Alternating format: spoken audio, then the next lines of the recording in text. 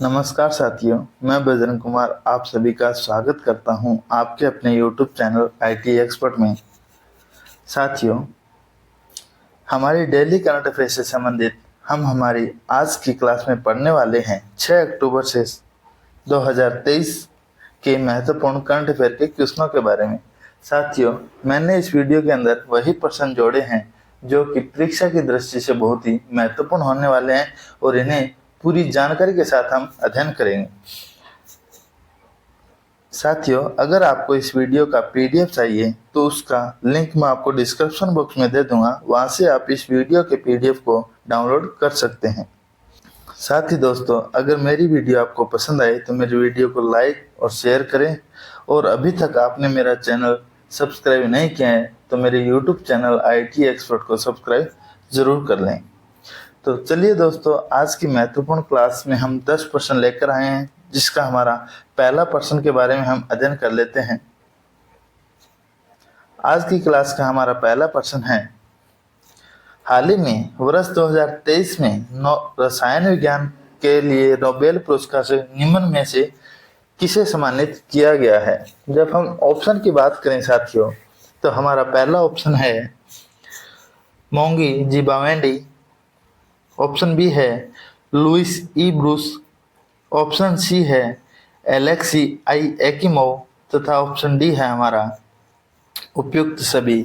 तो साथियों, इस प्रश्न का सही उत्तर है उपयुक्त तीनों। साथियों, जैसा कि हम जानते हैं, हर वर्ष की भांति इसी वर्ष भी नोबेल पुरस्कार 2023 का वितरण किया जा रहा है, और जिसमें हाल ही में 4 अक्टूबर को रसायन विज्ञान की श्रेणी में संयुक्त रूप से 3 व्यक्तियों को नोबेल पुरस्कार के लिए चुना है, जो कि तीनों अलग अलग विश्वविद्यालय से हैं। तीनों वैज्ञानिक अमेरिका के रहने वाले हैं, और इन्हें इनकी खोज, जब हम बात करें इन्होंने किस चीज की खोज की थी, तो इन्हें क्वांटम डॉट्स और संश्लेषण के लिए royal Swedish academy of sciences के द्वारा यह पुरस्कार दिया गया था। जब साथियों इन्होंने जो खोज की थी, दोबारा बता देता हूँ, क्वांटम डॉट्स की खोज और संश्लेषण के लिए इन्हें पुरस्कार दिया गया था। किसके द्वारा दिया गया था यह पुरस्कार? Royal Swedish academy of sciences के द्वारा दिया जाता है।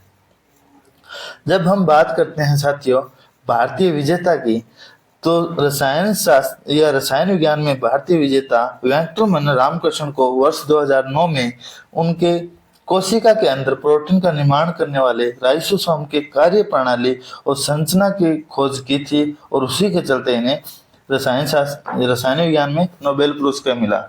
जानकारी के लिए मैं आपको बता दूं साथियों, रसायन शास्त्र में नोबेल पुरस्कार वर्ष 1901 से लेकर 2022 तक कुल 191 नोबेल पुरस्कार वितरित किए जा चुके हैं, जिनमें 189 लोगों को यह प्राप्त हुआ और 2 लोगों को यह 2 बार दिया जा चुका है। तो ये भी ध्यान रखने योग्य बात है साथियों।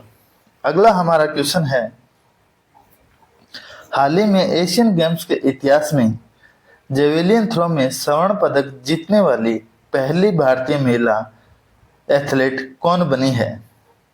जब हम ऑप्शन की बात करें, पहला ऑप्शन है पारुल चौधरी, दूसरा हमारा ऑप्शन है गुरमीत कौर, तीसरा हमारा ऑप्शन है अनु रानी, तथा चौथा हमारा ऑप्शन है दीपा मलिक। इस प्रश्न का सही उत्तर है दोस्तों अनु रानी, ऑप्शन सी। साथियों, पिछली बार जैसे नीरज चोपड़ा ने इतिहास बनाया था जेवेलिन थ्रो के अंदर, उसी प्रकार एशियन गेम्स 2023 में भारत की अनु रानी ने महिलाओं के भाला फेंक स्पर्धा में 62.92 मीटर थ्रो के साथ स्वर्ण पदक जीता है। साथियों, जब हम बात करें अनु रानी की, तो ये उत्तर प्रदेश के मेरठ की रहने वाली है, और वह इस जीत के साथ एशियाई खेलों के इतिहास में भाला फेंक में स्वर्ण पदक जीतने वाली पहली भारतीय बन चुकी है। जब हम बात करें साथियों इनके द्वारा जो स्वर्ण पदक जीता गया है वह 19 एशियाई खेल का भारत के लिए 15 स्वर्ण पदक है, और इनके लिए खुद के लिए यह दूसरा पदक हासिल किया है। साथियों, जब जानकारी के लिए बताऊं कि इसी इवेंट में श्रीलंका की दिल्हानी ने 61.57 मीटर के साथ रजत पदक हासिल किया है। अनु रानी का यह एशियाई खेलों का दूसरा पदक है साथियों। इससे पहले अनु रानी ने 2014 में कांस्य पदक जीता था। जब हम बात करूं, अनु रानी का जन्म 28 अगस्त 1992 को, ये मेरठ के रहने वाली और भारतीय भाला फेंक खिलाड़ी है। हम क्वेश्चन नंबर 3 की बात करते हैं साथियों। हाल ही में एशियन गेम्स के इतिहास में जेवेलियन थ्रो इवेंट्स में लगातार दूसरी बार स्वर्ण पदक जीतने वाले भारतीय एथलीट कौन बने हैं? लगातार दूसरी बार जेवेलियन थ्रो में स्वर्ण पदक जीतने वाले भारतीय का नाम पूछा है। Option A Kishore Jena, option B Neeraj Chopra, option C Tajinder Pal Singh तथा ऑप्शन डी अविनाश सांबले। तो इस प्रश्न का सही उत्तर है साथियों golden boy Neeraj Chopra. B हमारा सही आंसर हो जाएगा। जानकारी के लिए बता दूं साथियों कि भारत के गोल्डन बॉय नीरज चोपड़ा ने लगातार दूसरी बार एशियाई खेलों में भाला फेंक स्पर्धा में स्वर्ण पदक जीता है। नीरज चोपड़ा ने 88.88 मीटर के सर्वश्रेष्ठ प्रयास के साथ यह पदक हासिल किया है।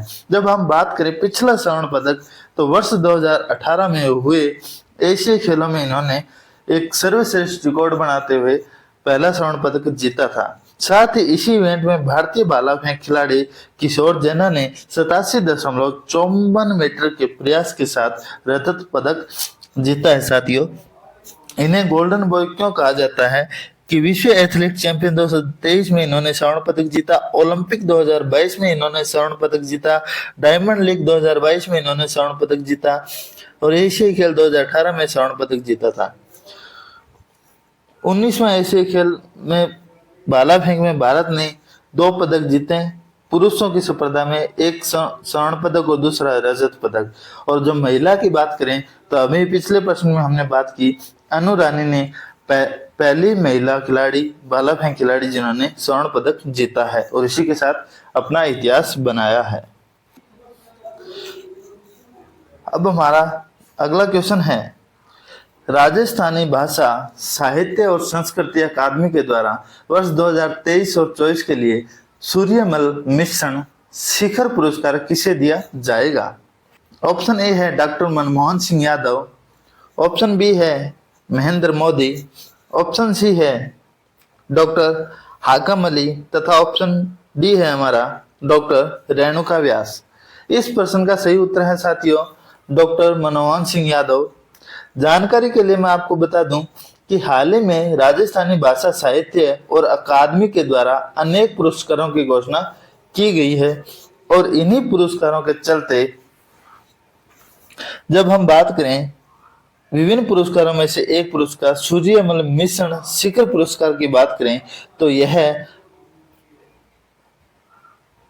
डॉक्टर मनमोहन सिंह यादव जो कि बीकानेर के रहने वाले हैं और इन्हें गद्य भाग के लिखित में या इन्हें जो लिखित का तरीका है वो गद्य भाग में लिखते हैं, उनकी पुस्तक कुदरत स्यों कुचमाद पर प्रदान किया गया है। जब हम बात करें राजस्थानी भाषा साहित्य और संस्कृति अकादमी, यह बीकानेर में है और इसकी स्थापना 25 जनवरी 1983 को की गई थी और इसके वर्तमान अध्यक्ष की बात करें तो शिवराज छंगाणी इसके वर्तमान अध्यक्ष के रूप में कार्यरत हैं।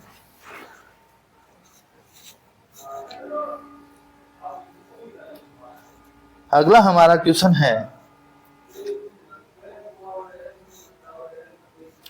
हाल ही में अंतर्राष्ट्रीय क्रिकेट परिषद आईसीसी ने किस क्रिकेट महान खिलाड़ी को वनडे विश्व कप 2023 का ग्लोबल एम्बेसडर या ब्रांड एम्बेसडर बनाया है? ऑप्शन ए की बात करें तो Brian Lara, option C Sachin Tendulkar, option D Mahendra Singh Dhoni तथा ऑप्शन डी कपिल देव। इस प्रश्न का सही उत्तर है साथियों सचिन तेंदुलकर। जानकारी के लिए मैं आपको बता दूं कि अंतर्राष्ट्रीय क्रिकेट परिषद ने हाल ही में 5 अक्टूबर को शुरू होने वाले वनडे विश्व कप के लिए ग्लोबल या ब्रांड एम्बेसडर के रूप में सचिन तेंदुलकर को नियुक्त किया है, जिसके लिए मैं आपको बता दूं कि सचिन तेंदुलकर ने 6 बार वनडे विश्व कप में भाग लिया है और इसी वर्ष 5 अक्टूबर को इंग्लैंड और न्यूजीलैंड के बीच होने वाला उद्घाटन मैच है, उससे जस्ट पहले सचिन तेंदुलकर विश्व कप ट्रॉफी लेकर मैदान में आएंगे और मैच को स्टार्ट करवाएंगे।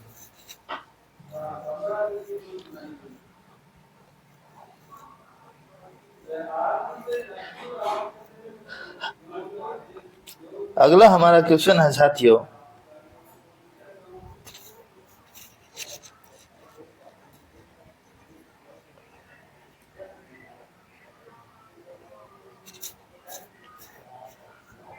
हाल ही में सीमा सड़क संगठन बॉर्डर रोड ऑर्गेनाइजेशन अर्थात BRO के 28वें महानिदेशक के रूप में किसने पदभार संभाला है?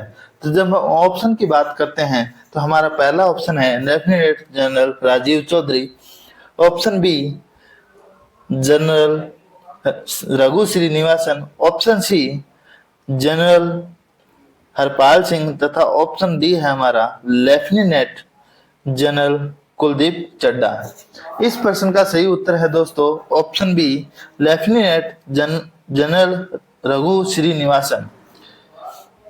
जानकारी के लिए मैं आपको बता दूं साथियों कि रघु श्रीनिवासन को बॉर्डर रोड ऑर्गेनाइजेशन अर्थात BRO के 28वें महानिदेशक के पद पे नियुक्त किया गया है। साथियों, इन्होंने जनरल राजीव चौधरी के सेवानिवृत्ति या रिटायरमेंट होने के बाद उनका कार्यभार संभाला है। साथियों, जब हम बात करें BRO की तो इसका फुल फॉर्म है सीमा सड़क संगठन या बॉर्डर रोड ऑर्गेनाइजेशन। तो इसका कार्य है यह भारत के सीमावर्ती क्षेत्रों और पड़ोसी देशों में सड़क नेटवर्क का विकास और रखरखाव करना है। इसका गठन 7 मई 1960 को हुआ था और इसका मुख्यालय साथियों नई दिल्ली में है। जब हम बात करें हमारे अगले प्रश्न की तो हाल ही में फिल्म टोराज हस्बैंड के लिए एशिया पैसिफिक स्क्रीन अवार्ड में सर्वश्रेष्ठ निर्देशक के लिए किसे नामांकित किया गया है? जब हम बात करें ऑप्शन तो ऑप्शन ए है अपर्णा सेन, ऑप्शन बी है रीमा दास, ऑप्शन सी है कौशिक गांगुली तथा ऑप्शन डी है हमारा ईशान घोष। तो साथियों, इस प्रश्न का सही उत्तर है रीमा दास, भी हमारा सही आंसर हो जाएगा।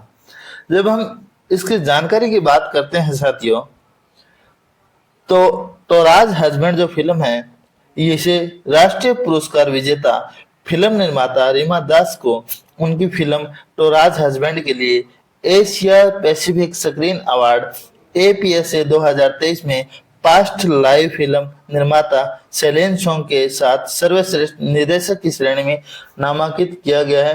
कहा जाता है इन्होंने इस फिल्म में अपने सगे भाई और भाभी के जीवनी के आधार पर यह फिल्म को निर्माण किया है। क्वेश्चन नंबर 8 है हमारा, RBI ने हाल ही में अक्टूबर 2023 में किसे RBI का नया कार्यकारी निदेशक नियुक्त किया है? जब हम ऑप्शन की बात करें तो ऑप्शन ए है हमारा doctor Duvvuri Subbarao, option B P Vasudevan, option C Shri Imran Amin Siddiqui तथा ऑप्शन डी मुनीश कुमार। तो इस प्रश्न का सही उत्तर है साथियों मुनीश कुमार। जानकारी के लिए मैं आपको बता दूं कि रिजर्व बैंक ऑफ इंडिया ने मुनीश कपूर को कार्यकारी निदेशक के रूप में नियुक्त किया है। RBI के अगला हमारा क्वेश्चन है, हाल ही में भारत ने 19वें एशियाई खेलों में किस रिले दौड़ प्रारूप में स्वर्ण पदक हासिल किया है? ऑप्शन ए है हमारा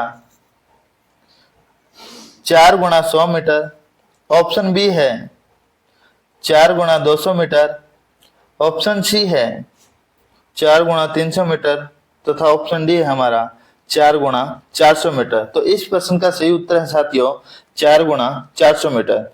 साथियों, 19वें एशियाई खेलों में भारत का शानदार प्रदर्शन जारी है, जिसमें हाल ही में भारतीय चौकड़ी ने इतिहास बनाते हुए पुरुषों की 4x400 मीटर रिले दौड़ में स्वर्ण पदक जीत के इतिहास बनाया है।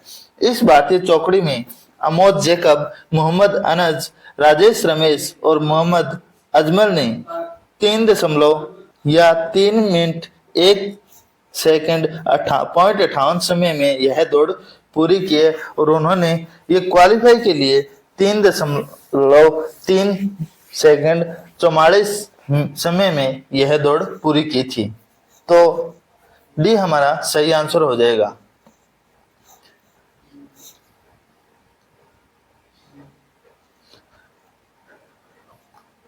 अब हम बात करते हैं दोस्तों आज की सीरीज का अंतिम क्वेश्चन। हाल ही में विश्व शिक्षक दिवस कब मनाया गया? ऑप्शन ए है 2 अक्टूबर, ऑप्शन बी है 3 अक्टूबर, ऑप्शन सी है 4 अक्टूबर तथा ऑप्शन डी है 5 अक्टूबर। इस प्रश्न का सही उत्तर है साथियों 5 अक्टूबर। जानकारी के लिए मैं आपको बता दूं साथियों कि शिक्षक दिवस प्रतिवर्ष 5 सितंबर को मनाया जाता है, परंतु विश्व शिक्षक दिवस ठीक इसके एक माह बाद 5 अक्टूबर को मनाया जाता है। विश्व स्तर पर शिक्षक दिवस हमेशा 5 अक्टूबर को मनाया जाता है, यह बात ध्यान रखना। इसे मनाने के पीछे का कारण यह है कि वर्ष 1966 में ILO या यूनेस्को ने शिक्षकों के अधिकारों, उनकी जिम्मेदारियों, उनकी भर्ती, रोजगार, सीखने और सिखाने की कंडीशन को ध्यान में रखते हुए यह दिन की सिफारिश की गई और तब से उसी दिन की वर्षगांठ को याद रखते हुए 5 अक्टूबर को प्रतिवर्ष विश्व शिक्षक दिवस मनाते हैं। साथियों 5 अक्टूबर विश्व शिक्षक दिवस 2023 का विषय यह है कि हमें जो चाहिए उसके लिए हमें शिक्षकों की आवश्यकता है और शिक्षकों की कमी को दूर करने के लिए वैश्विक अनिवार्यता जरूरी है। तो 5 अक्टूबर को विश्व शिक्षक दिवस मनाया जाता है और 5 सितंबर को शिक्षक दिवस प्रतिवर्ष मनाया जाता है। तो इन दोनों में आप अंतर को ध्यान रखना। शिक्षक दिवस प्रतिवर्ष डॉक्टर सर्वपल्ली राधाकृष्णन के जयंती के दिन मनाया जाता है, तो ये भी आप नोट करना। तो आज की सीरीज हमारी यहीं समाप्त होती है, जिसमें हमने परीक्षा की दृष्टि से महत्वपूर्ण होने वाले 10 प्रश्नों का अध्ययन किया है। तो साथियों अगर आपको मेरी यह वीडियो पसंद आए तो मेरी वीडियो को लाइक करें, अपने दोस्तों के साथ शेयर करें और अभी तक आपने मेरा YouTube चैनल सब्सक्राइब नहीं किया है तो मेरे YouTube चैनल IT एक्सपर्ट को सब्सक्राइब जरूर कर लें साथियों। आज के लिए इतना ही, धन्यवाद।